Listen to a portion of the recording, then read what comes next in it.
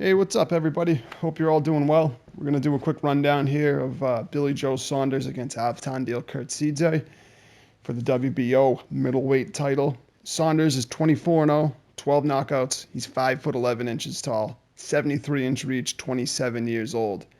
Khurtsidze, 33, 2 and 2, 22 knockouts. He's 5 foot 4 as a fucking middleweight, believe it or not. 73-inch reach, same as Saunders, and he's 37 years old. The last three fights for Billy Joe Saunders, he had a fourth-round technical knockout against Johan Bloyer, July 24th, 2015. Then he had that majority decision win where he took the belt away from Andy Lee, December 19th, 2015. Then he had a unanimous decision win against Artur Akavov, December 3rd, 2016, and that one he was pretty fucking lucky to hold on to his belt. And he was dead honest about that after the fight, too. But it is what it is. For Khurtsidze, he had a first-round technical knockout against Melvin Betancourt, August 7th, 2015. 10th round technical knockout against Antoine Douglas, which if you haven't seen it, go see that fight. It was an absolute fucking war. That was March 5th, 2016. And Douglas was a highly touted prospect. He still is, but he was undefeated at that time. That was a hell of a fight. And then he had a fifth round technical knockout recently against Tommy Langford, April 22nd, 2017. Their best wins, for Billy Joe, you got to say it's Andy Lee. And for Khurtsidze, it's probably Langford or Douglas. He showed a lot of heart in that Douglas fight. So, it is what it is. On to their strengths now. First with Billy Joe. First of all, he's got a very good amateur pedigree, and he is the current WBO middleweight champion. He exhibits extremely good movement in the ring, which makes him hard to hit clean. And he punches off of quick pivots and lateral movements well. Gets in and out of range quickly. He counter punches very well, too. And he has very good hand speed, and he picks his punches well. He's a good combination puncher when he chooses to. He's got a smash and grab style where he leaves the opponent fucking swinging at air more often than not when he's on. He's got a good work rate early in fights, especially. We saw that against Chris Eubank Jr. He's very cagey. He's a skilled southpaw. When he's at his best, he could really trouble just about anyone. He's got a solid chin. He traded at times with both Andy Lee, Chris Eubank, and Spike O'Sullivan. All pretty hard punchers. And good fighter overall. I know he catches a lot of shit, but he's definitely a skillful guy. Avtandil Khurtsidze, he's got solid power. Per Ring Magazine, they said he's a proverbial ball of granite. That fucking explains him to a T.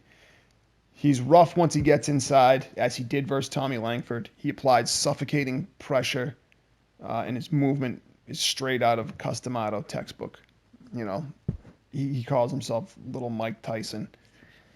He stays really low, and that, combined with the movement, makes him an awkward target at times. His only real fight at world level was a close points loss to Hassan N'Dam, who is kind of on the edge of world level himself. Khurtsidze cuts off the ring reasonably well. He's a solid body puncher, and he throws a massive number of power punches. He threw 800 power punches against Antoine Douglas. That's fucking berserk. He has lots of heart. He's high risk, low reward for some guys, putting himself in mandatory position. Changed that, and here he is. He finally got his title shot. On to the weaknesses. Billy Joe Saunders gasses late in almost every fight he's in. That allowed Eubank to close the gap, for instance, in their fight. He has very limited power. He's more reliant on his speed and his movement. He did drop Andy Lee twice, and that was more with his excellent movement and counterpunching. So he does have pop, but he's no killer by any stretch of the imagination. And that's not to take anything away from him. Never had a fight with his new trainer, Adam Booth. He left Jimmy Tibbs under, as far as I know, unknown circumstances. They seem to work well together. That one fight without Tibbs I think it was only that one fight with Akavov was a fucking disaster. So we'll see what Booth can do. His commitment to the sport has come into question alarmingly often. He's had a hard year with apparent injuries and his mother's illness, but he tends to blow up considerably between fights. There's been some pictures of him running that were less than flattering. So we'll see how he comes into this fight. I don't think he's going to take this lightly. Avtandil Khurtsidze, extremely small for middleweight. He's barely an inch taller than fucking Chocolatito, for Christ's sake. He's very limited technically. He bobs and weaves in a crouch like a mini Mike Tyson, but he doesn't have the murderous power of a Tyson. He does have decent power, though. He can get very reckless to the point where he lunges in for power punches and throws himself off balance. You can watch his most recent fight and see that happening a couple times. He depends on his left hook far too often. Endam negated it. And he's a guy who got dropped a shit ton by Lemieux and Quillen. So, and Khurtsidze only had 10 amateur fights. As a pro, he has 2 losses, but both of his losses were very close, contentious decisions. Now, how does Billy Joe Saunders win this fight? To be fair, this is a fight, in my opinion, that Billy Joe Saunders should win with relative ease. He must get into solid physical shape, though. Khurtsidze is a pressure-fighting machine, and Billy Joe can't afford to gas as the fight progresses. If he takes camp in the opponent seriously, as he should, his speed and movement and counterpunching can be more than enough to make Khurtsidze look silly. Conditioning will absolutely be key, though, as will his synergy with new trainer Adam Booth.